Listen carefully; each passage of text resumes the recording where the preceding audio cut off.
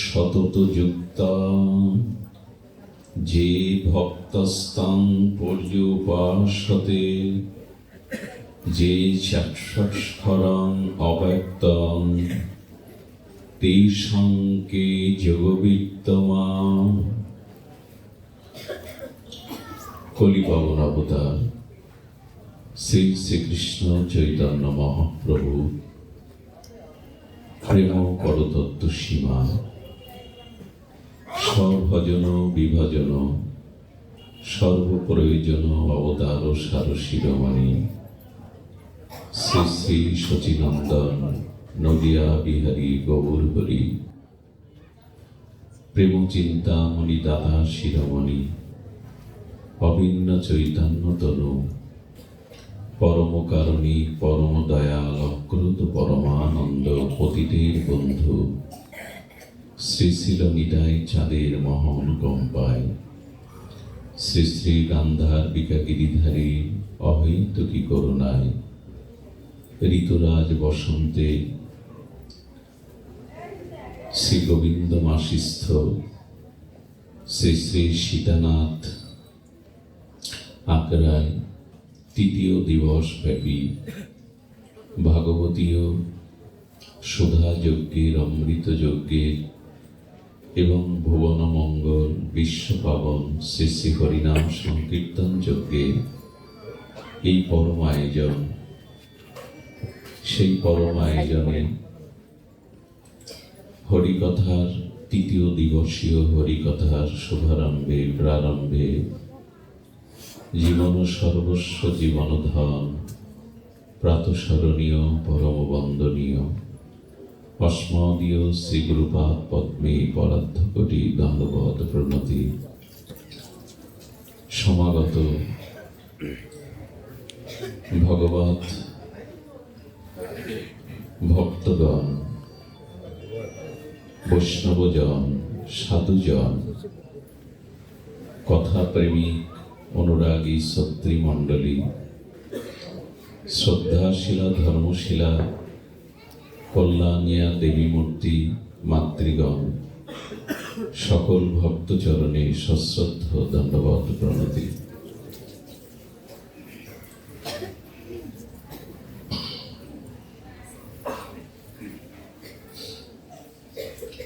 এবং সতত যুক্তা যে ভক্তাস্তাং পর্যুপাসতে যে চাষ্পাক্ষরং অব্যক্তং তেষাং কে যোগবিত্তমা। কথা বলবেন না,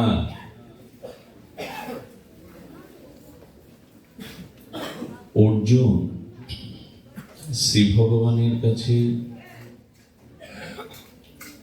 একটি প্রশ্ন করলেন, তদ্গত চিত্ত হইয়ায় যারা তোমার উপাসনা করে আর যারা নির্গুণ অক্ষর ব্রহ্মের উপাসনা করে তাদের মধ্যে শ্রেষ্ঠ কে?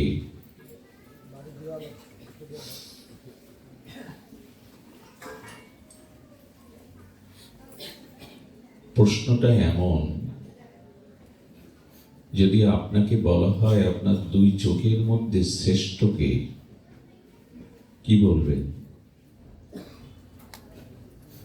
যদি আপনাকে এই প্রশ্ন করা হয় আপনার দুটি হাত, ডান হাত বাম হাতের মধ্যে আপনি কাকে রাখতে চান? কেউ যদি বলে আপনার যমজ দুই সন্তান বা একটি শিশু বা একটি বয়স হয়েছে, কিশোর হয়েছে আর একটি শিশু, এই দুই সন্তান, এর মধ্যে কে প্রিয়? অক্ষর ব্রহ্ম নির্গুণ নিরাকার এবং তোমার সাকার সগুণ সচ্চিদানন্দ, এই দুই তত্ত্ব বৈদিক সনাতন ধর্ম ধারায় বয়ে এসছে। নিরাকার নির্গুণের উপাসনা, সাকার সগুণ সচ্চিদানন্দের উপাসনা। তোমার মতে কে শ্রেষ্ঠ?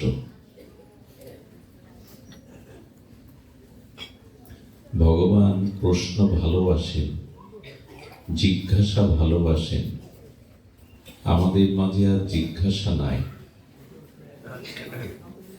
জিজ্ঞাসা আছে জগৎ সংসার নিয়ে, আমি আমাকে নিয়ে, ভগবানকে, আত্মতত্ত্বকে, নিজের স্বরূপকে, ভক্তি তত্ত্ব কাকে বলে, ভাগবত তত্ত্ব কাকে বলে, প্রসাদ তত্ত্ব কাকে বলে, শ্রী গুরু তত্ত্ব কাকে বলে, শ্রী বৈষ্ণব তত্ত্ব কাকে বলে, শ্রী ধাম তত্ত্ব কাকে বলে,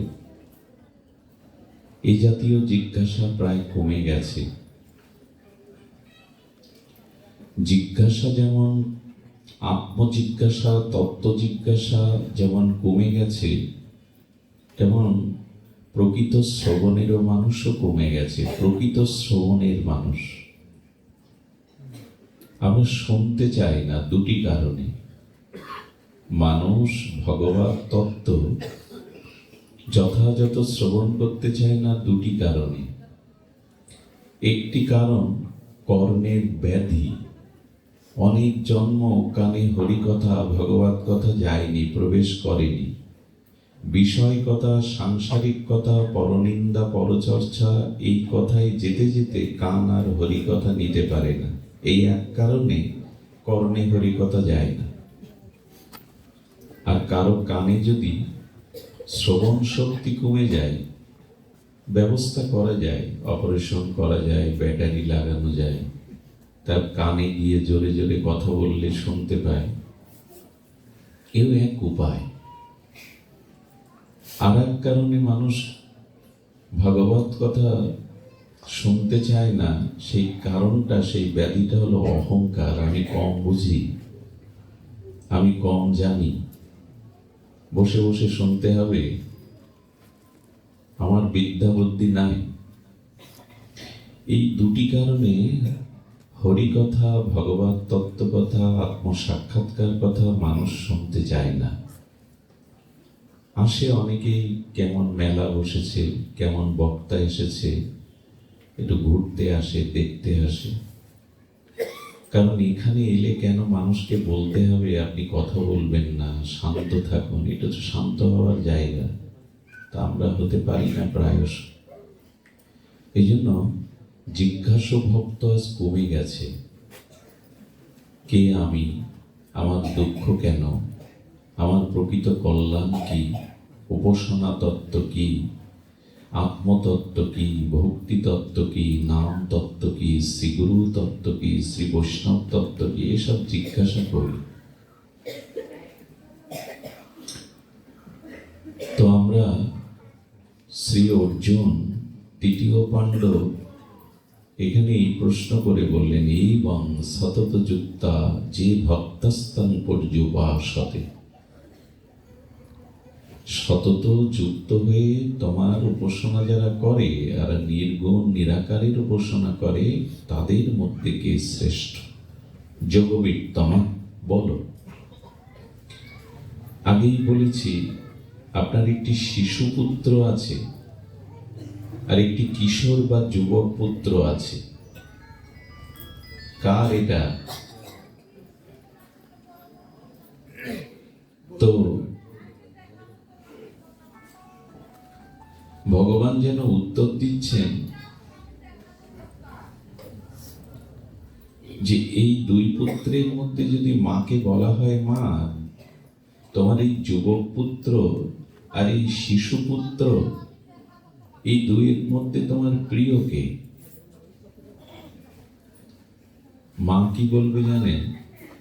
দুটি সন্তান আমার দুই নয়নের তারা, দুটি আমার আত্মজ, আমার আত্মা, আমার প্রাণ। এখন যদি বলা হয় কোনো কারণে একজনকে রাখতে হবে, কাকে রাখবে মা? মা ভাববে যুবক যে ছেলেটাও লেখাপড়া শিখেছে, নিজে চলতে শিখেছে, ওর বিদ্যা বুদ্ধিও আছে, আমাকে ছেড়ে থাকবার অভ্যাসও তৈরি হয়েছে, কিন্তু যে কারা, এরা কারা গো?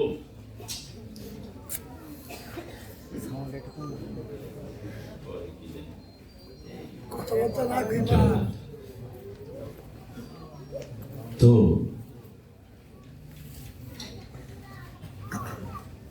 শিশু সন্তানটি সে নিজে চলতে পারে না, তার ক্ষুধাটাও মাকে জানতে হয়, তার পিপাসাটাও মাকে জানতে হয়। সে মা ছাড়া অন্য কিছু জানে না। তখন মা বলবে, এই শিশু সন্তানটিকেই যদি রাখতেই হয় তোমার কথা মতো, যে চলতে শিখেছে, বুঝতে শিখেছে, একা থাকতে শিখেছে, কিন্তু যে সন্তানটা আমাকে ছাড়া এক বিন্দু থাকতে পারে না, এক ক্ষণও থাকতে পারে না, যার ক্ষুধা, তৃষ্ণা, নিদ্রা, জাগরণ সব আমার উপরে, আমি তাকেই রাখতে চাই। সেই আমার কাছে এখন প্রয়োজন। ভগবান শ্রীকৃষ্ণ তদরূপ উত্তর দিলেন, মর্যা আবেশ্য মনোজে বাং নিত্যাযুক্ত পাশাতে শ্রদ্ধায়া পরপেতাস্তে মে যুক্ততম মতা। আমার মত হলো অর্জুন,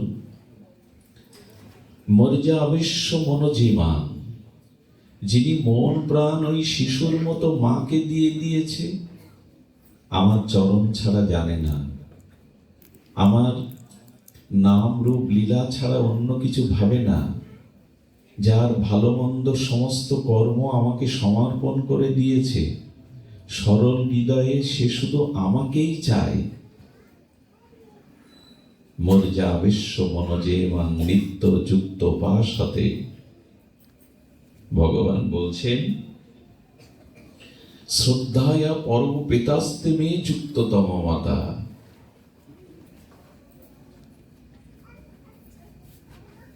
এমনি করে যারা সগুণ এবং সচ্চিদানন্দ ভগবানকে মনের আবেশে এবং প্রীতি সহকারে ভজনা করে, আমার মতে তিনি শ্রেষ্ঠ। অর্থাৎ সগুণ সাকার সচ্চিদানন্দ শ্রী ভগবানকে যারা মনের আবেশে মনোপ্রাণ যুক্ত করে প্রীতির সহিত শ্রদ্ধার সহিত ভজন করে, আমার কি মনে হয় জানেন, ভগবানের অভাব নেই, ভক্তির অভাব নেই, হরিনামের অভাব নেই, ভাগবত অনুষ্ঠানের অভাব নেই, মঠ মন্দিরের অভাব নেই, কোনো কিছুর অভাব নেই। সব থেকে বড় অভাব শ্রদ্ধার। শ্রদ্ধায় ভগবান আছে, শ্রদ্ধায় প্রেম আছে, শ্রদ্ধায় ভক্তি আছে, শ্রদ্ধায় তত্ত্ব আছে। শ্রদ্ধা নেই তো কিছুই নেই। এবং আরো একটু বলা যায়, শ্রদ্ধায় ভগবান, শ্রদ্ধায় ভক্তি, শ্রদ্ধায় প্রেম, সবকিছু অঙ্গাঙ্গিভাবে জড়িত। এই জন্য শ্রদ্ধাটি চাই। শ্রদ্ধার সহিত যারা সচ্চিদ আনন্দকে সগুণ আর লীলাময় ভগবানকে মনের আবেশে ভালোবাসে, তারাই আমার মতে শ্রেষ্ঠ। শব্দটি এলো যে ওই শিশু সন্তানের মতো মায়ের প্রতি তার ব্যাকুলতা, আসক্তি, নির্ভরতা, সমর্পিত ভাব, এটাই শ্রেষ্ঠ। আমরা এখান থেকেই শুরু করি। ভগবান বলছেন, তুমি ওই শিশুর মতো হও, সমর্পিত জীবন যাপন করো। সমর্পিত জীবন যাপন করো। আচ্ছা, আপনার সামনে পুণ্যের দ্বারা সুখ আর পাপের দ্বারা দুঃখ দুটোই আসলে কি করবেন আপনি? মানুষ ধর্ম বা পুণ্যের দ্বারা সুখ পায়, আর অধর্ম বা পাপের দ্বারা দুঃখ পায়। এই সুখ দুঃখ নিয়েই আমাদের এই জগৎ।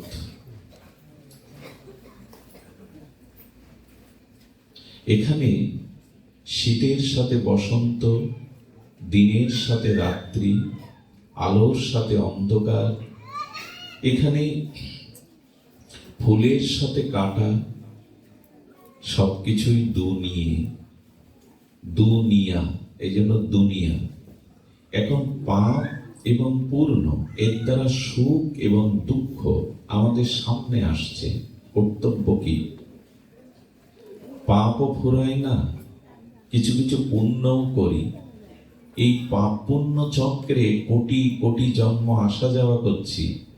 এখন এর থেকে এই পাপ এবং পূর্ণ, এবং দুঃখ এবং সুখ এই চক্র থেকে বেরিয়ে ভক্তির স্তরে আর যাতে পুনঃ পুনঃ জন্ম মৃত্যুতে আবর্তনশীল না হতে হয়, এর উপায় কি?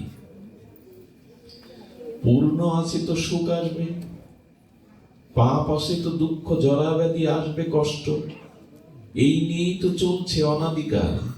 এর থেকে বেরিয়ে আসার উপায় কি? সেটি বলছেন ভগবান, খুব ধ্যান দিয়ে শুনুন। ভক্তের স্বভাব কেমন? পূর্ণের দ্বারা যে সুখ এলো, পাপের দ্বারা যে দুঃখ এলো, দুটোই তোমার চরণে সমর্পিত করে দিলাম, কোনোটাই আমার কাছে রাখলাম না। সুখ বা দুঃখ, পাপ বা পূর্ণ, সব তোমাকে সমর্পণ করে দিলাম, আমার কাছে কিছু আমি রাখলাম না। তবে এটা মুখে বললে হবে না, মুখে তো সবাই বলতে পারি।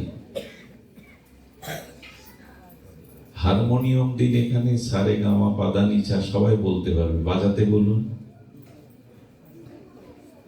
আমরা শিখে শিখে মাঝে মাঝে দু একটা ইংরেজি শব্দ বলি, লিখতে বলুন।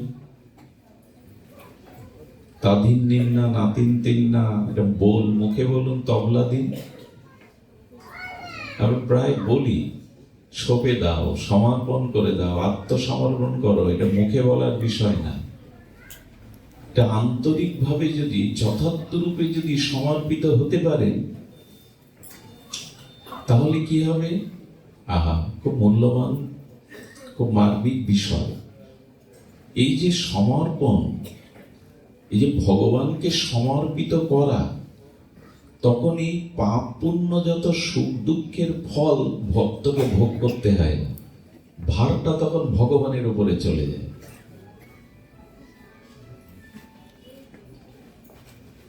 ভারটা তখন ভগবানের উপরে চলে যায়।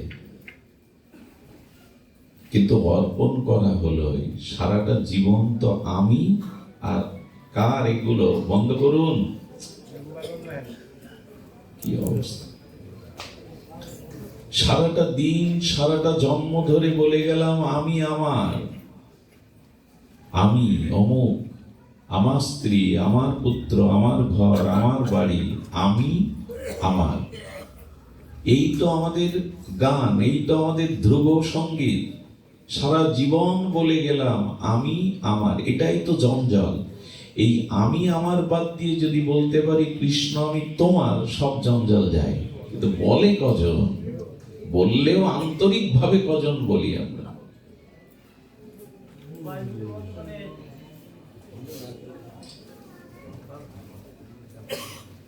কবে এই বোধ জাগবে, এই চেতনা জাগবে?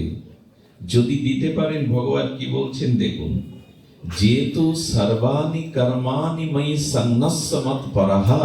কি অপূর্ব ভগবানের এই দিব্যবাণী! যেহেতু কর্মাণি সর্বাণি সন্ন্যস্য মৎপরহা। দেখো,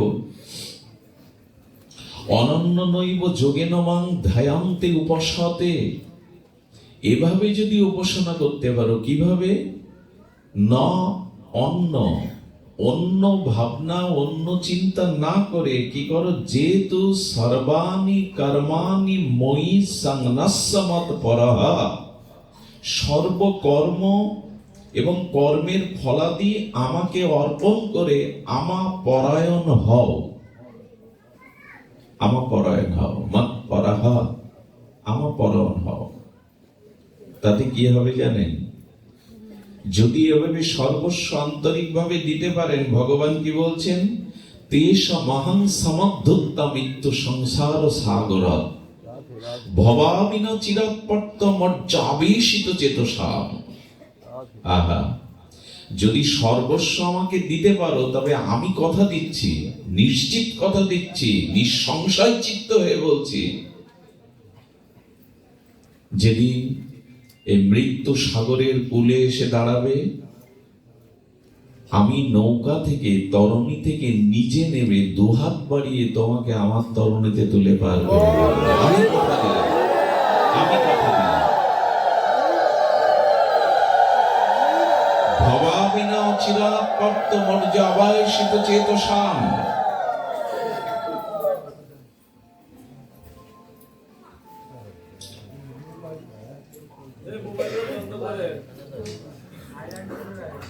তো বারবার বলা লাগতেছে কেন আপনাদের? মানুষ তো দেখে শিখে, তাই না?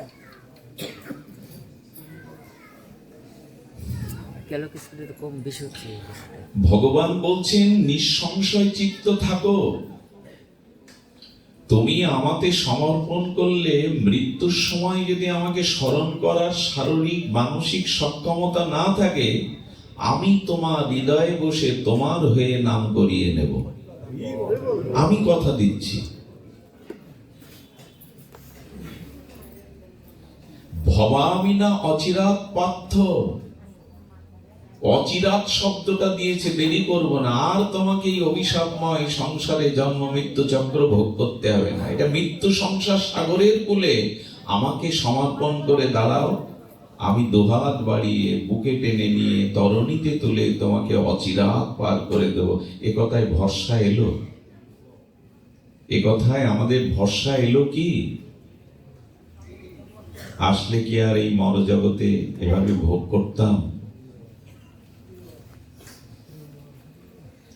মানুষের কত সমস্যা দেখুন, কর্মফল। আমারই ভগ্নিপতি খুলনা সিটি মেডিকেলে আজ 20 দিন ভর্তি, 14 দিন প্রায় আইসিইউতে। তার পাশে থাকা দরকার, পাঠে আসতে হবে। বেরিয়েছি তখন আমারই এক ছোট কন্যাকে বেজি কামড়েছে, ডাক্তার দেখাবার লোকই নেই পাশে। এগুলো কেন? এই বাধাগুলো থাকবে, এটা কর্মফল। এই প্রতিকূলতাগুলো থাকবে। সেই দিনই আমাকে নিঃসংশয় রূপে পার করে দেবেন, যেগুলো সব কিছু সমর্পণ করে দিয়ে দাঁড়াতে পারবো। মোর যা আবেশ্য মনোজীবা, মন প্রাণ তাকে সমর্পণ করতে পারবো। একটা জিনিস বলি, শুনলে দুপা এগিয়ে যেতে পারবো, আমরা নিশ্চিত এগিয়ে যেতে পারবো। ভগবানের বাণীর মধ্যে অনির্বচনীয় শক্তি আছে। ভগবান বললেন,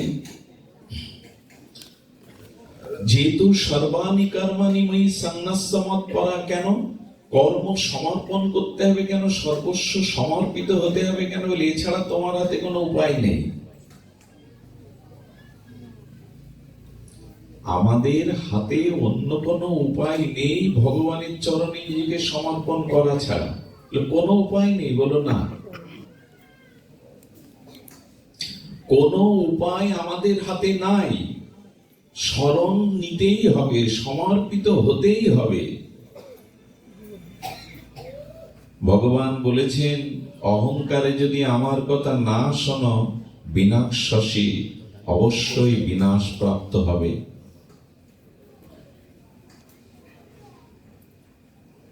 মচ্চিত্ত সর্বদুর্গানি মত প্রসাদাৎ তরিষ্যসি। আমাকে মনটা অর্পণ করে আমাকে সর্বস্ব দিয়ে দাও, দুর্গের মধ্যে থাকবে, কোন দুর্গতি তোমাকে স্পর্শ করবে না। আর শোনো অর্জুন, অহংকার বশে যদি আমার কথা না শ্রবণ করো, গ্রহণ না করো, তোমার বিনাশ কেউ ঠেকাতে পারবে না। শুনতে হবে, আমাদের মানতে হবে ভগবানের এই বাণী। এছাড়া দ্বিতীয় কোনো পথ খোলা নেই। আচ্ছা, ভগবানের সমর্পণ করবেন না তো কি করার আছে আপনার আমার? আপনার আমার কি করার আছে? কি করার আছে মানে অনেক কিছুই তো করার আছে। কিছুই নেই। শুনুন, জন্ম কি আপনার আমার হাতে? আমি আর জন্মাবো না, আমি আর এই জগতে কোন শরীর রূপে জগতে আর পুনঃ আসবো না। এ আপনার হাতে কি? কথা বলুন, হাতে কি আপনার? যদি তাই থাকতো, তাহলে জন্ম নিয়েই তো মৃত্যু, জরা ব্যাধি, কর্মফল, রোগ সব ভোগ করতে হয়। কে চাইতো? কেউ তো জন্মতে চাইতো না। পশু পাখি হিংস্র জীব জন্তু কুলে কে যেতে চাইতো? কিন্তু জন্ম আমাদের হাতে নেই। আমি চাইলেই জন্ম আটকাতে কি আছে আমার হাতে? জন্ম আটকাবার ক্ষমতা নাই।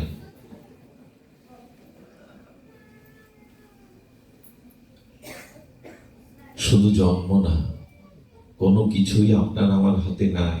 অহংকারে মনে করি অনেক কিছু আমার হাতে নাই। যেমন দেখুন, জন্মটা যেমন আমি আটকাতে পারি না, পুনঃ পুনঃ কর্মভোগ, প্রারব্ধ ভোগের জন্য কখনো পশুকুলে, কখনো বা হিংস্র জীব জন্তুতে, কখনো বা বিকলাঙ্গ, পঙ্গু, অন্ধত্ব, কখনো বা ধনীর গৃহে, গরিবের গৃহে রোগ শোক নিয়ে এই জন্মযাত্রা কবে থেকে চলছে তারই আত্মা নেই। শুধু কি তাই, এই চোখটাও যে মেলে চাইতে পাচ্ছেন কারো দিকে, এও আপনার জন্য না। ঈশ্বর সত্তারূপে আপনার হৃদয়ে আছে আত্মারূপে, তাই চোখকে দেখতে পাচ্ছেন, ওটাও আপনার হাতে নেই। তাহলে মরার পরেও আপনি দেখতে পেতেন। এই এখানে কারা রান্না টান্না বন্ধ করে দিন। জয় শ্রীরাম। না, পরিবেশ পায় না, বড় ব্যথা লাগে। 4-5 ঘন্টার পথ অতিক্রম করে বিশ্রাম না নিয়ে পাঠেও যদি কষ্ট হয়, খুব ব্যথা জাগে। গোবিন্দ একটা জিনিস বলেছেন গীতাতে, অশান্তস্য কুত সুখম। যিনি অশান্ত তিনি কোনোদিন শান্তি পাবেন না। শান্ত হতে শিখব কবে? শান্ত না হলে শান্তি পাওয়া যাবে না। হারিয়ে ফেলছি বারবার পথ।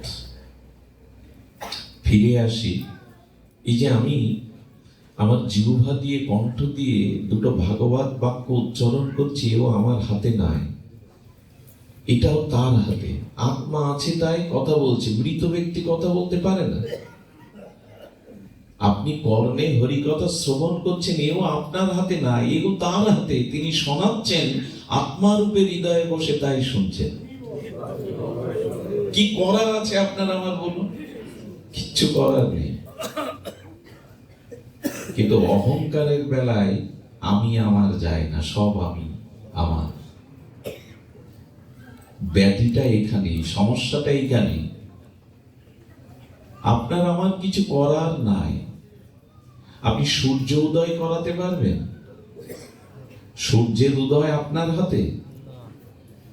জরা ব্যাধি আটকানো আপনার হাতে? আপনি চাইছেন, আপনি শ্রবণ করছেন, আপনি দুপা চলে এখানে এসছেন, আপনি যা কিছু করছেন, তার সকল অস্তিত্ব সেই সত্তা পরমাত্মায়। আমার আপনার কিছু নেই। আচ্ছা, মৃত্যু আপনার আমার হাতে? কি আছে আমার হাতে বলুন? মৃত্যু কি আপনার আমার হাতে? আপনার আমার হাতে থাকলে কেউ মরতাম না, মরণটাকে আটকে দিতাম। কেউ মরতে চায় না, এই জন্য মৃত্যু আপনার আমার হাতে নাই। খবরের কাগজ পড়তে পড়তে মৃত্যু হয়, আহার করতে করতে মৃত্যু হয়, ঘুমিয়েও মানুষ মারা যায়, পথ চলতে চলতেও। মৃত্যু এমন কোন দিক নির্ণয় করেনি, স্থান নির্ণয় করেনি যে এইখানে গিয়ে আপনাকে, এইখানেই আপনি মরবেন। যে কোনো জায়গায় যে কোনো সময় মরতে পারে। মৃত্যুটা আপনার আমার হাতে নাই। তবে বলি শুনুন, রানী এলিজাবেথ তার মিত্রদের নিয়ে ডাইনিং টেবিলে বসে আহার করছে। মুখে অন্ন তুলেছে, অন্ন বলতে ওরা যা পায়, আহার তুলেছে, ঢলে পড়ল। চিকিৎসক, কবিরাজ, ডাক্তার এসে ইনজেকশন দিয়ে একটু জ্ঞান ফিরিয়ে বলল, 10 মিনিটের বেশি আয়ু আপনার হাতে নাই। ডাক্তারি ভাষায় আপনি 10 মিনিট বাঁচবেন। বললেন, আমি রানী এলিজাবেথ, আমি সর্বস্ব দিচ্ছি, আমাকে 1 ঘন্টা বাঁচিয়ে রাখো। বলে, কি করবেন 1 ঘন্টায়? বললো, আমাদের ক্রাইস্টের কাছে প্রার্থনা করব, জীবনে জ্ঞাত অজ্ঞাতে যত পাপ অন্যায় করেছে যেন ক্ষমা করে নেন। এটা 1 ঘন্টা সময় পাইনি। এলিজাবেথ 1 ঘন্টা সময় পাইনি, 10 মিনিটেই মৃত্যুর কোলে। কি করার আছে ওনার? সেকেন্দারের কথা মনে আছে? বিশ্বজয়ী সেকেন্দার বিশ্বজয় করে ফিরছে, রাজধানী 1 কিলোমিটার দূরে অসুস্থ হয়ে পড়লেন। ডাক্তার কবিরাজদের বললেন, আমি বিশ্বজয়ী সেকেন্দার, সারা বিশ্ব আমি বাহুবলে জয় করেছি, আমাকে একটু সময় দাও। 1 কিলোমিটার দূরে গিয়ে মাকে, শ্রী গুরুদেবকে আর মিত্র আপনজনকে দেখে মরতে চায়, সময় পাননি। মৃত্যু আমার হাতে, আপনার হাতে নাই তো। হাতে আছেটা কি সেটাই তো জানতে হয়। কিছুই আমার হাতে নেই, এই জন্য সঁপে দিতেই হবে, সমর্পিত হতেই হবে। কেমন জানেন, হাতে নাই। কিছুই হাতে নাই। আপনাদের মনে পড়ে, আমি আগেও একবার হয়তো এই কথা আপনাদের স্পর্শ করিয়েছি হৃদয়ে। ব্যাসদেবের একজন শিষ্য ছিল, তার নাম দাস। এই দাস ব্যাসদেবের সেবা করতেন। শিষ্য একদিন কৌতূহল জেগে বলল, হে শ্রীগুরুপাদ পদ্ম, আমার কৌতূহল জেগেছে, আমার মৃত্যু কবে হবে একটু জানিয়ে দিন। ব্যাস ভগবান বলে, মৃত্যু কবে হবে এটা জেনে না জেনে তুমি ভগবানকে স্মরণ করো, ওটা তুমি জানতে হবে না। উনি প্রজ্ঞাবান তো, ভগবান তো। দেখুন, একটা কথা বলি, আমি যদি বাবুদাকে নিমন্ত্রণ করে বলি আমার বাড়ি আসুন, কিন্তু একটা সত্য আছে, আপনার ছায়াটা আনবেন না, আসতে পারবেন উনি? তেমনি যেদিন জন্মেছি সাথে মৃত্যুটাও সাথে এনেছি, ওটা আলাদা থাকে না, সাথে আনা। এই জন্য ওটার সাথে, মৃত্যু অন্য কোথা থেকে আসে না, মৃত্যু আমার সাথেই থাকে। মৃত্যু কোথা থেকে আসবে এমন নয়, ছায়ার মতো আছে। আপনি আসলে আপনার ছায়া আসবে, এটাই স্বাভাবিক। মৃত্যু সংসার সাগরত। এখন যখন পরম কৌতূহলে বলছেন আপনি জানান, তখন কৃষ্ণদ্বৈপায়ন বেদব্যাস ভগবান বিষ্ণুর কাছে গেলেন। ভগবান বলে দিন না ওনার মৃত্যু কখন। ভগবান বললেন, এত মাথা আমি কি ঘামাবো, এটা দায়িত্ব দিয়েছি সংহারকর্তা শিবের কাছে, তো এক কাজ করো, চলো একটু শিব দর্শনে যায়। ভগবান বিষ্ণু, ব্যাস আর দাস এলেন শঙ্করের কাছে। শঙ্কর বলছে, প্রভু আমি সংহার করি, কিন্তু সৃষ্টি বা ধ্বংস বা মৃত্যু এ তো ব্রহ্মার হাতে দিয়ে দিয়েছেন, আমি সংহারকর্তা, তোর মৃত্যুর কথা আমি কি বলবো, চলুন সৃষ্টি করেছে ব্রহ্মার কাছে যাই। কজন হলো? ব্যাস, দাস, বিষ্ণু, শিব এবং ব্রহ্মা। ব্রহ্মা হেসে বলছেন, প্রভু সৃষ্টি জগৎ প্রজা সৃষ্টি করেছে আমি, কিন্তু মৃত্যুর দায়িত্বটা আমার একান্ত সচিব যমকে দিয়ে দিয়েছে, এখন যমকে ডাকা হোক। যম এসে দেখছে 6 জন সামনে দাঁড়িয়ে, ব্রহ্মা, বিষ্ণু, মহেশ্বর, ব্যাস, দাস আর যম নিজে। বললেন, একটু বলে দাও, তোর কৌতূহল হয়েছে ওর মৃত্যুক্ষণ কখন। হাসছে যম, বলে এও সম্ভব? বলে কি সম্ভব? বলে, ও যেহেতু ব্যাসদেবের সেবা করে, তাই ওর মৃত্যুটা সহজে যাতে না হয়, আমি ওর মৃত্যুর একটা লক্ষণ করেছিলাম। যেদিন ব্রহ্মা, বিষ্ণু, মহেশ্বর, ব্যাসদেব, দাস আর যম, আমি এই 6 জন এক জায়গায় হব, সেইক্ষণে ওর মৃত্যু হবে। এখন দেখছি 6 জনই এক জায়গায়।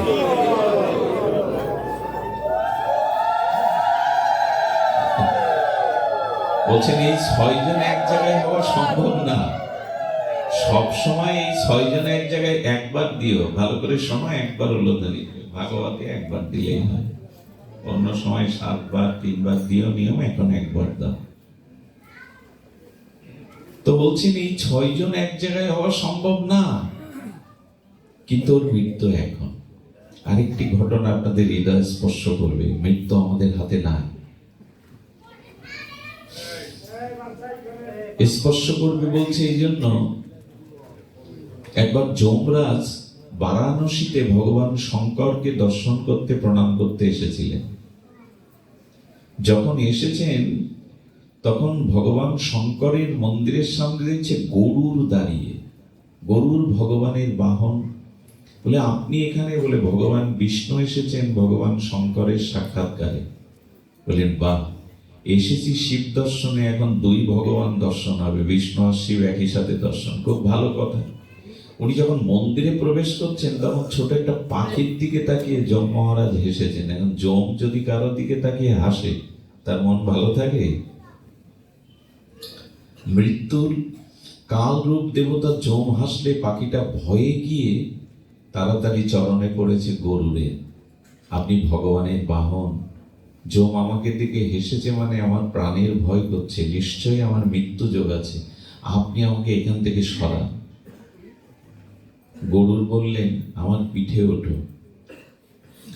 কালরূপ কোন পর্বতে তাকে রেখে আসলেন, যেটা 100 বছরে ওই পাখি উড়ে যাওয়ার সম্ভাবনা বা সক্ষমতা নাই, কিন্তু গরুর গতি তো উনি সেই কাল পর্বতে রেখে এলেন, দ্রুত দ্রুত রেখে এসে হাঁপাচ্ছেন। এর মধ্যে প্রণাম করে যম বেরিয়েছে। যম বেরিয়ে আবার পাখিটার দিকে তাকাচ্ছে, ওর আয়ু তো এখনই শেষ হওয়ার কথা। গরুরকে হাঁপাতে দেখে বলছেন, আপনি হাঁপাচ্ছেন বলে সব আপনার কারণে। আরে আপনি ওর দিকে তাকিয়েছেন, ও প্রাণ ভয়ে আমার কাছে শরণাপন্ন হয়েছে, আমি ওকে কোটি কোটি মাইল দূর সেই কাল পর্বতের চূড়ায় রেখে আসছি। তখন আরো জোরে হেসেছেন যম। আর এই মুহূর্তে ওকে বনবিড়াল খেয়ে ফেলেছে। আমি হেসেছিলাম এই কারণে, ওর পক্ষে 50 বছরে উড়ে ওই পর্বতে যাওয়ার কথা না, অথচ ওই পর্বতে ওর মৃত্যু ছিল। আমি ভাবলাম বেঁচে গেল, আমার বিধান বুঝি উল্টে গেল। আপনিই তাকে রেখে আসলেন ওইখানে।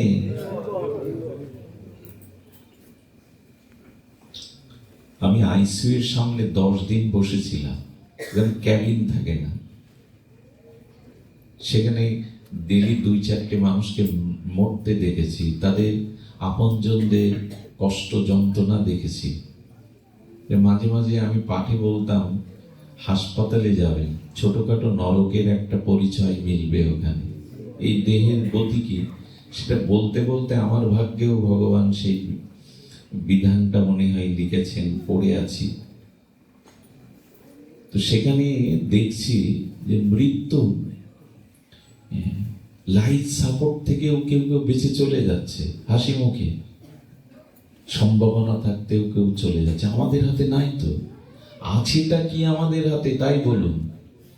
আমি আমার করে যে অভিমান অহংকার করছি, আছেটা কি?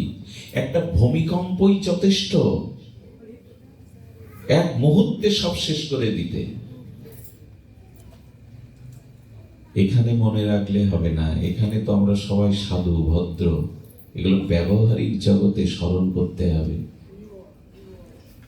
আমি আমার এই অভিমান, অসৎ জ্ঞান, অহংকার আমাদের অস্তিত্ব, আজ অস্তিত্বকে জানতে, বিবেককে জাগ্রত করতে দিচ্ছে না, আমাদের হাতে নাই। তবে যদি সব সঁপে দিতে পারেন কি হবে জানেন? যদি সমর্পণ করতে পারেন কি হবে শুনুন। এক সুফি সাধক, সুফিবাদ আছে না, এক সুফি সাধক ছিলেন। তিনি যমজ দুটো সন্তান লাভ করেন, স্রষ্টার কাছে প্রার্থনা করে করে দুটি সন্তান পান। এই যমজ সন্তান দুটি অত্যন্ত আদর স্নেহে এই সুফি দরবেশ ফকির আর তার স্ত্রী প্রতিপালন করেন। কি করতেন জানেন? স্নানটা একসাথে করতেন। দুই সন্তানকে নিয়ে এই সুফি ফকির একই সাথে স্নান করতেন, ভোজন করতেন, নামাজও পড়তেন একই সাথে। 12 বছর ওদের বয়স হয়েছে। একই নিয়মে এইভাবেই যতদিন বাড়িতে থাকেন ওই নিয়মেই ভোজন বা তাদের নিয়ে নামাজ আদায় করা বা তাদের নিয়ে স্নান করা করেন। একদিন স্নান করতে গিয়ে বলছে, ওদের ডেকে দাও। বলে ওরা যেখানে নাই, খেলতে কোথায় গেছে, আপনি স্নান করে দিন। তার সহধর্মীরা বলছে স্নান করে দিন। এরপর যখন নামাজে বসবে বলে, ওদের ছাড়া তো নামাজ পড়ি না, ডেকে দাও। বলে আজ পাবে না, ওদের দূরে গেছে কোথায়, ওদের এখন পাওয়া যাবে না, তুমি আজ নামাজ পড়ে নাও। আহার করতে বসলে, ওদের ছাড়া আমি তো পাই না, কোথায়? বলে বলছি তো আজ ওদের এখন পাবে না। আরে তুমি পেয়ে নাও, আমি পরে তোমার কাছে ওদের আনছি। আহার সমাপ্ত করার পরে যখন বিশ্রাম নিয়েছেন, তখন স্বামীর চরণে হাত দিয়ে বলছেন, একটা জিজ্ঞাসা ছিল। কি জিজ্ঞাসা করলো জানেন? 12 বছর আগে আমার কাছে আভূষণ অলংকার, দুটি আভূষণ অলংকার আমার কাছে একজন রাখতে দিয়েছিল 12 বছর আগে। আজকে সে চাইতে এসেছে, আমি দেব কিনা, দেওয়া উচিত কিনা। দরবেশ উঠে বললেন, এই মুহূর্তে দেওয়া উচিত, তো তোমার নয়। তোমার কাছে যে ভূষণ দুটি রাখতে দিয়েছিল 12 বছর আগে, সে আসলে তাকে তাড়াতাড়ি দিয়ে দাও, রেখো না, রাখতে নাই। ঘরের মধ্যে গিয়ে সাদা কাপড় উঁচু করে দুই ছেলের লাশ দেখিয়ে বলছেন, পরমাত্মা 12 বছর আগে এই দুটো ভূষণ আমার কাছে রাখতে দিয়েছিল, আর যে নিয়ে গেছে তুমি কেঁদো না, তুমি কেঁদো না। বুকে হাত দেখে বললেন, ওদের জন্য বড় কষ্ট হচ্ছে, শোক হচ্ছে, আবার তোমার কথাতে আমি পরম সান্ত্বনা পেয়েছি, বিবেক পেয়েছি। আমাদের কাছে রাখতে দেওয়া জিনিস যদি তিনি নিয়ে যান, আমাদের তো কিছু করার নেই। এই বোধটা কখন আসে জানেন? এই বোধটা আসে ভগবানের সমর্পিত হলে। ভক্তের জীবনে দুঃখ কষ্ট আরো বেশি আসে, পরীক্ষারও বেশি আসে, কিন্তু সমর্পিত জীবনে তিনি এর মধ্যে দিয়ে ঈশ্বরের ইচ্ছাকেই বহুমানন করেন, গ্রহণ করেন। ঈশ্বরের ইচ্ছাকেই তিনি মান্যতা দেন। তোমার যা ইচ্ছা আমার জীবনে তাই হোক। আমি চাইতে জানি না, আমি আমার মন্দ ভালো কিছুই জানি না, সবই তোমার কাছে সমর্পণ করলাম। এই সমর্পিত ভাব ছাড়া আপনার আমার এই জীবনে কোনো কিছু স্বতন্ত্র কিছু করার নাই। এই জন্য ভগবানের সমর্পিত ছাড়া আমাদের আর কিছু করার নাই। সমর্পিত করলে কি হয় জানেন? আহা, দেখুন, ভগবানের সমর্পিত জীবন যদি সমর্পিত হয়, আপনি আমি বেঁচে যাব কেন জানেন? তখন ভার আপনার আমার হাতে নয়, ভগবানের হাতে। কেমন জানেন? আচ্ছা লক্ষ্য করুন, যেহি সংস্পর্শজা ভোগা দুঃখ জনয় এই বতে আদ্যন্তবন্ত কন্তেও নতেষু রমতে বুধা। গীতার বাক্যে, শ্রী গীতার বাক্যে এই মহাবাণীতে ভগবান বলছেন, দেখো 10 তলায় উঠতে গেলে লিফটে ওঠা যায়, সিঁড়ি বেয়ে ওঠা যায়, হুইল চেয়ারে সামর্থ্য না থাকলে অন্য কেউ ধরে তুলতে পারে, কাঁধে একটা লাঠি নিয়ে কাঁধে কারো স্কন্ধে ভর করে উঠতে পারেন। আচ্ছা 10 তলায় ওঠার জন্য এত কিছু ব্যবস্থা, 10 তলা থেকে ঝাঁপিয়ে নিচে পড়ে মরার জন্য কোনো ব্যবস্থা আছে? কারো সহযোগিতা লাগে? কি বলতে চাইছি পতন ঘটানোর জন্য খুব বেশি কারো সহযোগিতা লাগে না, খুব দ্রুত পতন ঘটা, কিন্তু ওঠাটা কষ্ট, জীবন গঠনটা খুব কষ্ট। 10 তলায় আপনি উঠতে গেলে লিফট চাই, সিঁড়ি চাই, সামর্থ্য না থাকলে হুইল চেয়ার চাই, কারো স্কন্ধে ভর করে উঠতে হবে 10 তলা থেকে পড়ে মরতে। পতনটা, একটা মানুষ দেখবেন সাঁতার শিখে জলে নেবে, অনেকেই পারেও না, ভয়ে নামেও না, সাঁতারও শেখে না। জলে ভাসবে বলে, মরবে না বলে সাঁতার শেখা হয়, কিন্তু ডুবে মরার জন্য কোন অনুশীলন করতে হয়? তেমনি জগতে কাম, লোভ, ক্রোধ এগুলি পতন ঘটাতে কারো অনুশীলন, কারো সাহায্যের প্রয়োজন। পতন হওয়া খুব সহজ।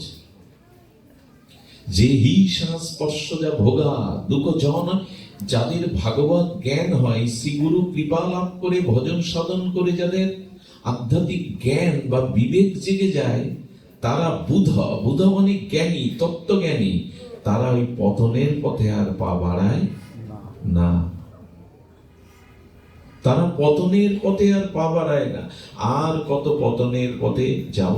আচ্ছা লক্ষ্য করুন তো, আপনার আমার জীবনে অনন্ত জন্ম ধরে বা এই জন্মে বহুবার কাম, ক্রোধ, লোভ এসেছে। আপনি একবার বুকে হাত দিয়ে বলুন না, আপনি ওদের কাছে হেরেছেন না ওরা আপনার কাছে হেরেছে? কত শতবার কাম ক্রোধ লোভ আমার কাছে এসেছে, আমি ওদের হারাতে পারিনি, ওরাই জন্মে জন্মে আমাকে হারিয়েছে, আমার পতন ঘটিয়েছে, আমি ওদের হারাতে পারিনি। আর কতকাল হারবো বলতে পারেন?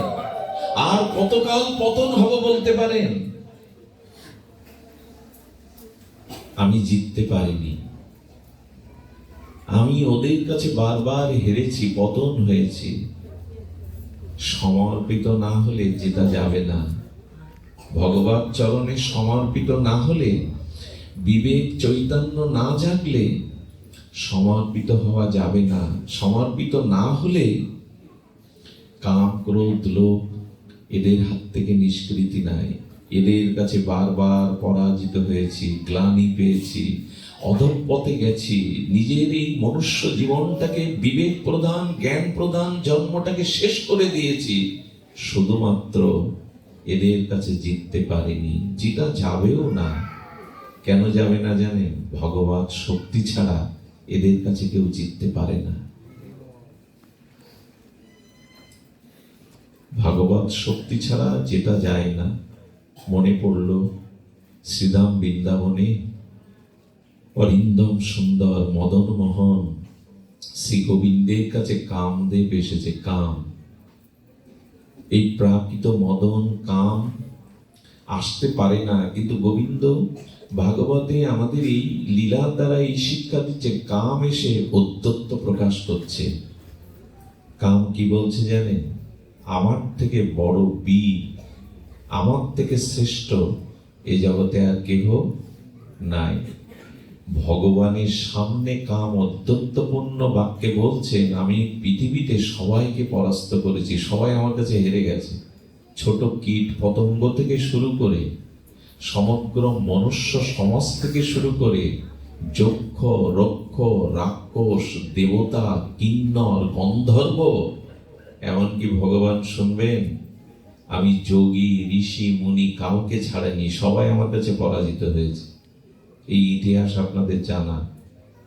দেবরাজ ইন্দ্র চন্দ্র কতবার পতন হয়েছে। দেবরাজ ইন্দ্র অহল্যার সতীত্ব হরণ করে নিল, দেবতার আসনে বসেও পারল না, আমার সাথে পারেনি এরা।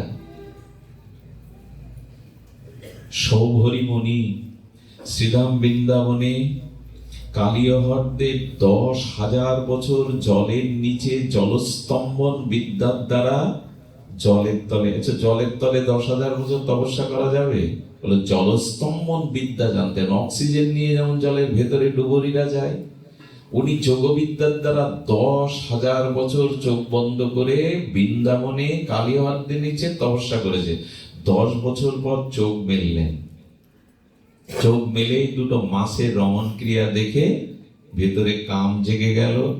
খবরদার এইসব কথাগুলো উল্টো ভাবে আবার ব্যাখ্যা যেন না করি, এগুলো আমাদের শিক্ষার জন্য। 10,000 বছর জলের তলে তপস্যা করলে কাম জাগে, দেখাচ্ছেন যে কাম করো, কত দুর্জয়, একে জয় করা যায় না। উনি মানদাতা 50টি মেয়ে বিয়ে করে সংসার করলেন, 500 পুত্রের জন্ম দিলেন, একেবারে নিচে গিয়েছিলেন জলের তলে। এইসব দৃশ্য চোখে পড়বে না, কাম কামনা পড়বে না, কিন্তু কামনা জাগলে জলের থেকে 10,000 বছর থেকেও রেহাই নেই। কাম পরিচয় দিচ্ছে আমার বীরত্ব, জানবেন? এই আমার বীরত্ব। তবে শুনুন, আমি শুধু যক্ষ রাক্ষস কিন্নর গন্ধর্ব কীট পতঙ্গ মনুষ্য দেবতা এদের নয়, যিনি সৃষ্টি করেছেন আমায় সেই পিতাকেও আমি পরাস্ত করেছি, ব্রহ্মাকেও পরাস্ত করেছি। আমি আস্ফলন করছেন কাম। আজকে জগৎ ডুবে যাচ্ছে, ধ্বংস হয়ে যাচ্ছে কি কারণে? এগুলির কাছে আমরা বারবার হেরে যাচ্ছি। হারা ব্যক্তি কি শান্তি পায়? পরাজিত ব্যক্তি কি মাথা উঁচু করে দাঁড়াতে পারে? কথাগুলি কথা নয়, খুব মার্মিক বিষয়, আমাদের জানা প্রয়োজন। আরো শুনবেন, ভগবান শঙ্কর, তাকে আমি কাম জাগাতে পারিনি, কিন্তু ক্রোধ জাগিয়েছি। কাম জাগার ক্রোধ জাগা প্রায় একই। তাকে ধ্যানের থেকে আমি কৈলাসে তার ধ্যান ভঙ্গ করে দিয়েছি। ক্রোধে তিনি আমাকে পুড়িয়ে দিয়েছেন, কিন্তু শেষ করতে পারেননি। একদিক দিয়ে আমি জয়ী হয়েছি শঙ্করের কাছে, বাকি শুধু আপনি। আপনাকে জয় করতে পারলে ত্রিভুবনে আমি বিজয়ী রূপ নেব। গর্বে আস্ফলন করছেন। আর ফাঁকা মাঠে যুদ্ধটা হয়নি, মনে মনে হয়েছে, গহনে গহনে হয়েছে। আপনার কাছে এসেছি ফাঁকা মাঠে যুদ্ধ করতে। কামের সাহস দেখুন, ভগবানকেও সামনে ছুড়ে দিচ্ছেন, আসুন। ভগবান বললেন, আমি তো একা, যুদ্ধটা তোমাকে করতে হবে। আসছে শারদ পূর্ণিমায়, এই বৃন্দাবনে শারদ পূর্ণিমায় আমি গোপীদের সাথে এই শারদ পূর্ণিমার রাতে এই পুলিন্দ যমুনার কোলে বংশীবটে আমি ৩০ কোটি গোপী নিয়ে সুন্দরী ব্রজ সুন্দরীকে নিয়ে রাস করব। সেই দিন এই মাঠে সময় বুঝবো কে জেতে কে হারে। তবে শোনো কাম, এখন কি বলছেন ভগবান, শোনো মদন, আমাকে না, আমার সাথে যে ব্রজের গোপী সুন্দরীরা রাসে আসবে তাদের মনেও কাম জাগাবার সক্ষমতা তোমার নেই। যদি জাগাতে পারো তবে আমি পরাস্ত হব তোমার কাছে, কিন্তু হব না। আমার সমর্পিত ভক্তদের হৃদয়েও তুমি জাগাতে পারবে না। বৃন্দাবনে গোপীদের চিত্তেও কাম জাগেনি, জাগা সম্ভব নয়, কারণ ভগবানকে তারা দেহ মন সব সঁপে দিয়েছিলেন। বাঁচবার এই একটাই উপায়, অন্য কোনো উপায় নাই। গোপী সাথে গোপীনাদের রাসমঞ্চের লীলায় মদন এসেছিল, পঞ্চম বাণে স্বর টেনেছিল, কিন্তু যুগল মাধুর্য রূপে কাম বিমোহিত হয়ে মূর্ছিত হয়ে পড়ে গিয়ে কাঁদতে লাগলো। কেন মদন, কাম করে জন্ম দিয়েছ কেন? বৃন্দাবনের তৃণলতা, বৃন্দাবনের গোপী করে জন্ম দাওনি। এই জন্য শ্রীকৃষ্ণকে বলা হয় মদন মোহন। গোপীদের চিত্তেও তিনি কাম জাগাতে পারেননি। উপায় একটাই, ভগবানকে যদি দেহ মন সর্বস্ব অর্পণ করতে পারেন তো এদের হাত থেকে আপনার নিষ্কৃতি। কিন্তু সবে কি দেই? সারাটা জীবন অনন্ত জন্ম এদের কাছে পরাজিত হয়েছি, এদের কাছে হেরে গেছি। কথায় কথায় ক্রোধ, লোভ যায় না। সাধু হয়েছি, ব্যাসপীঠে বসেছি, তবু লোভ যায়নি, প্রতিষ্ঠা যায়নি। আর কতবার হেরে যাব, আর কতকাল পরাজিত হব? পরাজয় হয় নাই। দেখুন, মহাপ্রভুর কৃপা, হরিনামের কৃপা যাদের আছে, যারা সর্বস্ব শোভে দিয়েছে, তাদের কাম পরাজিত করতে পারবে না। প্রমাণ দেখুন ঠাকুর হরিদাস। বেনাপোল পাটবাড়ি জঙ্গলে ঠাকুর বসে ৩ লক্ষ নাম, ওই বাচ্চা দুটোকে সরিয়ে দিন না, ৩ লক্ষ নাম জপ করছেন, ৩ লক্ষ নাম জপ করছেন। রামচন্দ্র বৈষ্ণব বিদ্বেষী রামচন্দ্র খান পাঠিয়ে দিল ওই নেংটি পরা সাধুকে চরিত্র হনন করে যদি তাড়াতে পারো লক্ষ হীরা, আমি তোমাকে হীরা জহরাতে ভরিয়ে দেব। আরে কত জমিদারকে পথের ফকির করে দিয়েছি, আরো তো নেংটি পরা সাধু জঙ্গলে থাকে। ৩ দিন সময় নিলাম। লক্ষ হীরা কেন বলে জানেন? ১ লক্ষ হীরা একত্রিত করলে যে জ্যোতি প্রকাশ হয়, ও রূপে সেই জ্যোতি ছিল। লক্ষ হীরা এলো, ঠাকুর নাম করে চলেছে। যাদের কাছে হরি নাম আছে, যারা মহাপ্রভুর চরণে নিজেকে সঁপে দিয়েছে, তাদের লক্ষণ দেখুন। লক্ষ হীরা রূপের ডালি সাজিয়ে এসেছে। কি তার রূপের শোভা বন আলো করে! বলে, আমার রূপ দেখলেই সাধু বাবা কোথায় যাবে? নাম করতে করতে যখন ভোর হয়ে আসছে, বলল, আমার এই রূপের দিকে একবারও তাকালো না। ভোরবেলা বলছে, আমি আমার কর্ম করতে করতে তোমার ইচ্ছা পূরণ হলো না। আমার কর্ম সংখ্যা নাম পূর্ণ হলে তোমার ইচ্ছা পূর্ণ হবে। দ্বিতীয় দিন এলেন, দ্বিতীয় দিনও ভোর হয়ে গেল।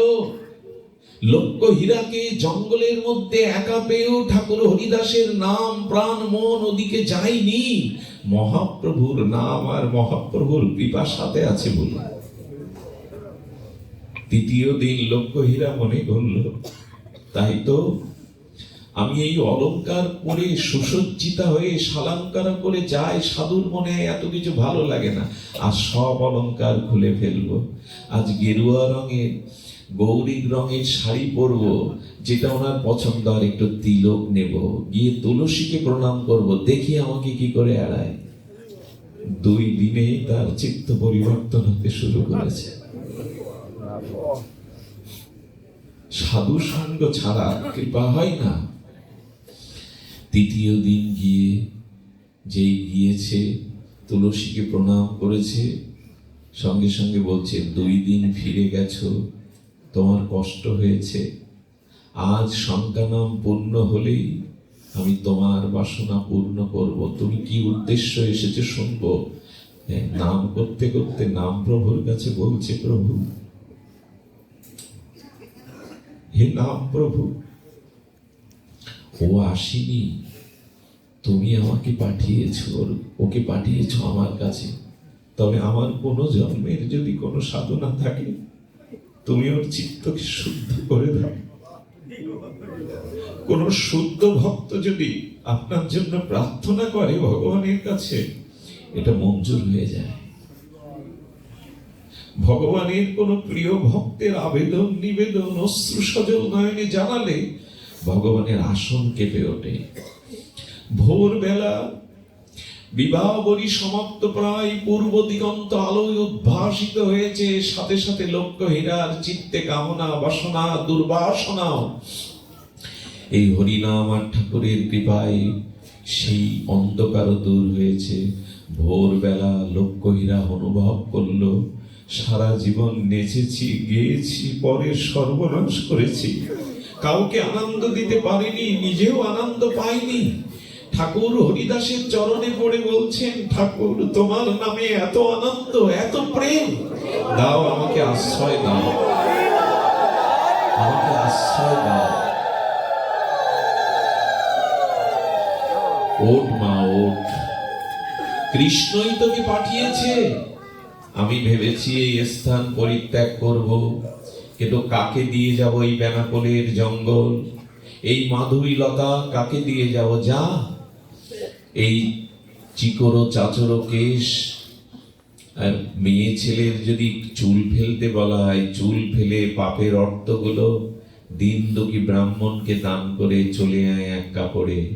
হরিনাম দীক্ষা দিয়ে বললেন, থাক মা, এই মাধবীলতার তলে বসে 1 লক্ষ নাম করবি, উপবাস দিবি, তুলসী চর্বণ করবি, ক্ষুধা লাগলে আমি তোকে আশীর্বাদ করছি, একদিন বড় বড় বৈষ্ণবগণ তোকে দেখতে আসবে, তোর চরণ ধুলি দিতে আসবে। আজও 550-600 বছর ধরে সেই মাধবীলতা আজও আছে। বেনাপোল পাটবাড়িতে গিয়ে দেখবেন সেই মাধবীলতা এখনো বসে আছে, এখনো কান পাতলে হয়তো সেখানে হরিনামের ধ্বনি শোনা যায়। ঠাকুর কি করলেন জানেন? পরের দিন বললেন, এই কুঠিরে বসে আর মাধবী তলায় বসে ভজন কর। আমি, আচ্ছা, ঠাকুর থাকতে পারতেন না 2 দিন? হরিদাস ঠাকুর বলতে পারতেন না, তুই ওই কুঠিরে ভজন কর, আমি এই কুঠিরে ভজন করি? কিন্তু ঠাকুর মর্যাদা জানেন, ওই দিনই তিনি ফুলিয়ায় চলে গেলেন, আর বেনাপোল জঙ্গলে দাঁড়ালেন না। এরা কাম জয় করে কি করে? এদের পেছনে হরিনাম আর মহাপ্রভুর বিশেষ কৃপা আছে।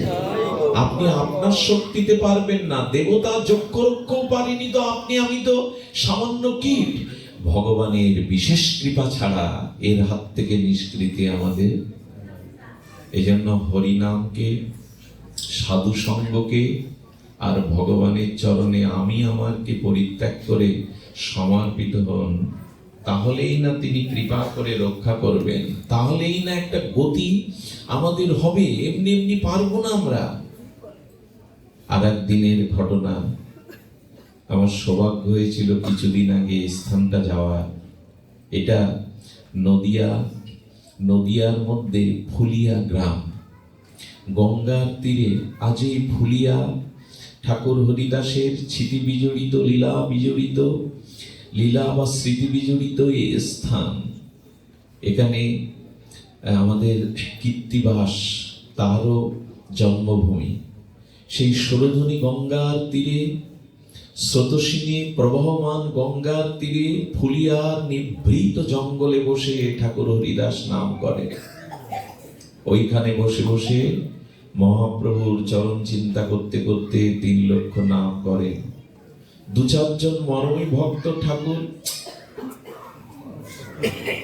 2-4 মরমী ভক্ত তারা আসতেন। তারা ওই মাটিতে বসে ঠাকুরের নাম শ্রবণ করে ধন্য হতেন। প্রেম প্রেম ভক্তি তারা তারা ভেসে যেতেন।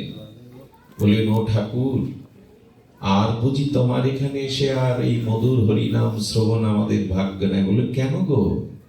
বলো, এখানে মাটিতে নিচে কোনো বড় সর্প আছে, তার বিষে মাটিটা জড়ো জড়ো হয়ে গেছে, বসলেই বিষের জ্বালা করে, বসে হরিনাম শুনতে পারি না। ঠাকুর হরিদাস ব্রহ্মার অবতার। ঠাকুর বলছেন, ওগো, কেউ যদি এখানে থেকে থাকো, তবে একটা দিন আমি সময় নিচ্ছি। হয়তো তুমি বিদায় নেবে,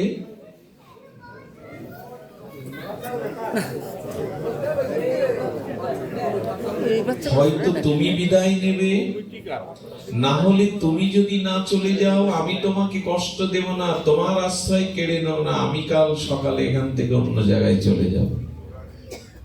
চিন্তা করতে পারেন, ব্রহ্মাজি হরিদাস হয়ে এসছেন। দৈন্য দেখুন, অন্যকে সম্মান, সাপকে কেউ ওইভাবে সম্মান করে? তোমার কারণে ভক্তদের কষ্ট হচ্ছে, যদি তুমি চলে যাও তবে আমি বসে নাম করব ভক্ত সঙ্গে, আর যদি তুমি না যাও, কালই আমি চলে যাব। সঙ্গে সঙ্গে সেই বড় সর্প গুহা থেকে বেরোলো। সেই বিষধর বৃহৎ সর্প বেরিয়ে মাথা নিচু করে চলে যাচ্ছে। সাপের যদি ভাষা থাকতো, তবে সেই ভাষা বুঝেছেন আমাদের আচার্যগণ। বললেন, ঠাকুর, তোমার এই মধুর হরিনাম শোনার জন্য আমি এই স্থানে বসেছিলাম। আমার জিহ্বা আছে, কিন্তু নাম তো নিতে পারি না। কোন অপরাধে, কোন মহাপাপে সর্বজনিতে এসেছি, যদি তো নাম শুনে উদ্ধার হয়, তবে আমার জন্য তুমি কষ্ট পাবে। আমি চাই না। আমি যার মুখের বাক্যে বিষাক্ত সর্প স্থান পরিত্যাগ করে মাথা নত করে, নামের কি মহিমা, ভক্তির কি মহিমা, একবারও আমাদের অনুভব হলো না। এটা তো সত্য যুগের ঘটনা নয়, মাত্র 500 কিছু বছর আগের ঘটনা। সেই স্থানটা দেখে আসবেন ফুলিয়া। সেই গোপাটা এখনো বাঁধানো আছে। সর্পটি যেখান থেকে বেরিয়েছিল, সেই গোপাটা, তার পাশে হরিদাস সেখানে নাম করতেন। আমাদের প্রাতঃস্মরণীয় মুরারি মোহন দাস বাবাজি মহারাজ সংস্কার করেছেন সেই জায়গা। গাবিমা, রন্ধনশালা, কি অপূর্ব সংস্কার করে গেছেন এই এই বিশ্ববরেণ্য প্রাতঃস্মরণীয় বন্দনীয় সদ্গুরু। তিনি যে কত স্থানকে এভাবে ভজন উপযোগী করেছেন।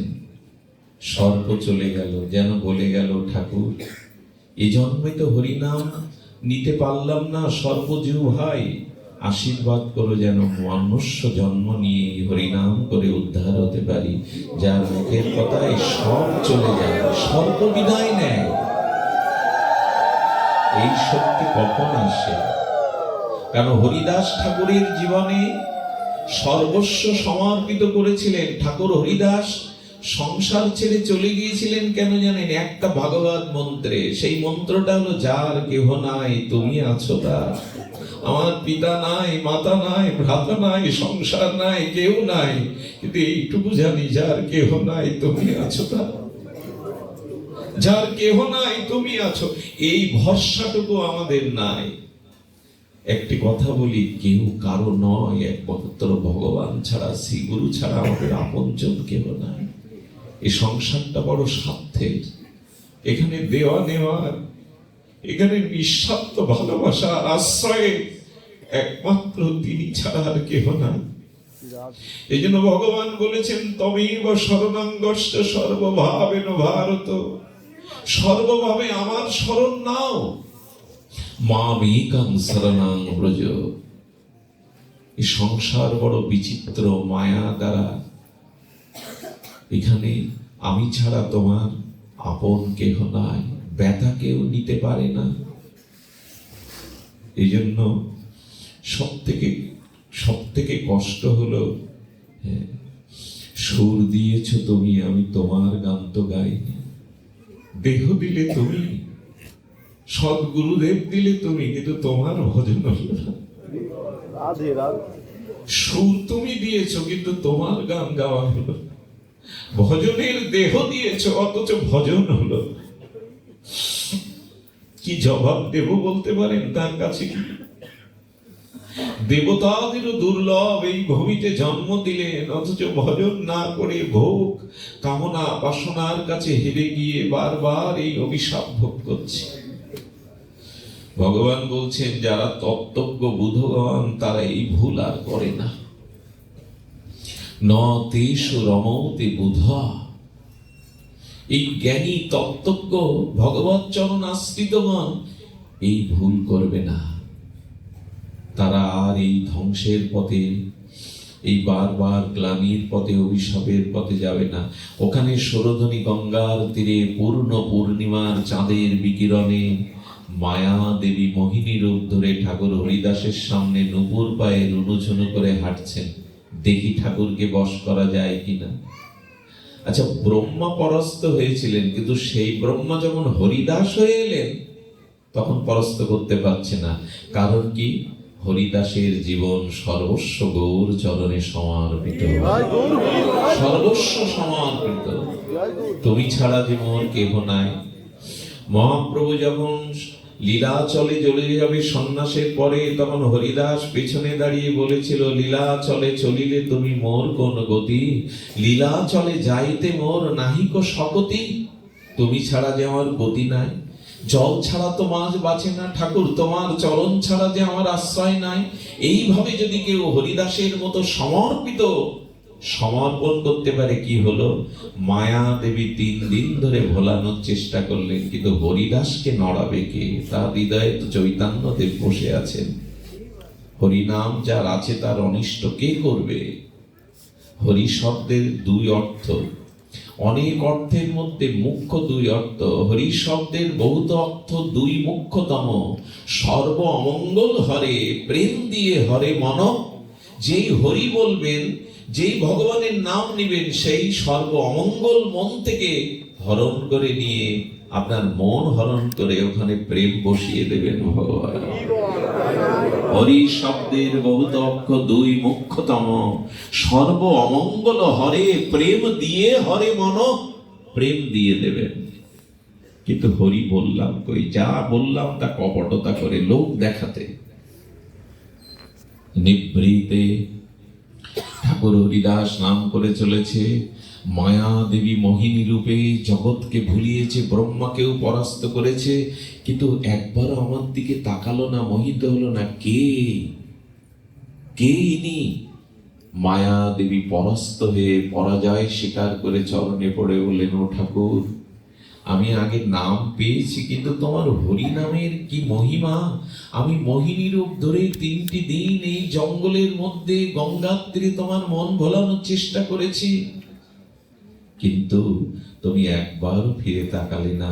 চেয়ে দেখো, আমি মায়া দেবী, আমি জগৎকে বশীভূত করে রেখেছি, তবে আজ আমি তোমার চরণে সমর্পণ করলাম, আমাকে মন্ত্র দিয়ে শিষ্যা করো। মায়া দেবীও শিষ্যা হচ্ছে, মায়া দেবীও চরণাশ্রয় করে শিষ্যা হলেন। এই জন্য মায়া পরাভূত হয়। মায়া দেবীও হরি নামে দীক্ষা নিয়ে নিলেন। আমি শুধু এইটুকু আপনাদের জানাতে চাই, সমর্পিত জীবনই জীবন। যা কিছু ভালো মন্দ তার চরণে সঁপে দিন, দায়িত্ব তখন তার। তিনি দায়িত্ব নেবেন বলে বলছেন, তে সমহং সমদ্ভুত মৃত্যু সংসার সাগরাত ভবামি না চিরাত পত্ত মর্যাবেশিত চেতসম। আমি তোমাকে অচিরাত পার করে দেব। ভগবানের কথায় যেন আমাদের আস্থা থাকে, বিশ্বাস থাকে। আমরা যেন এই আস্থাটি রাখতে পারি যে ভগবান আছেন, যার কেহ নাই, তুমি আছো তার। এই আস্থা, এই বিশ্বাস, এই ভরসা, এটি সমর্পণে থাকতে পারে। আপনারা জানেন, অর্জুন শ্রীকৃষ্ণের রথে একই সাথে প্রশ্ন করছে, হে কৃষ্ণ, হে সখা, সামনে ভীষ্ম, দ্রোণাচার্য, কর্ণ, এদের তীর যদি আমার বুকে এসে বিঁধে যায়। কৃষ্ণ বলছেন, অর্জুন, সব যখন সমর্পণ করেছ, আমাকেই যখন জীবন রথের সারথি করেছ, তবে দেখো আমি তোমাকে পেছনে রেখে সামনে বসেছি কেন জানেন? তীর যদি আসে আগে আমার বুকে আসো, তোমার বুকে যেতে দাও। এই হলো সমর্পণ, এই হলো বিশ্বাস। আজ একই রথে অর্জুনকে পেছনে রেখে ভগবান সারথী রূপে সামনে দাঁড়িয়েছেন। তীর যদি বুকে বিদ্ধ হয়, আমার বুকে আসো। কত বড় ভরসার কথা! এই সমর্পণটুকু শুধু চাই, সমর্পণ চাই। কবে হবে?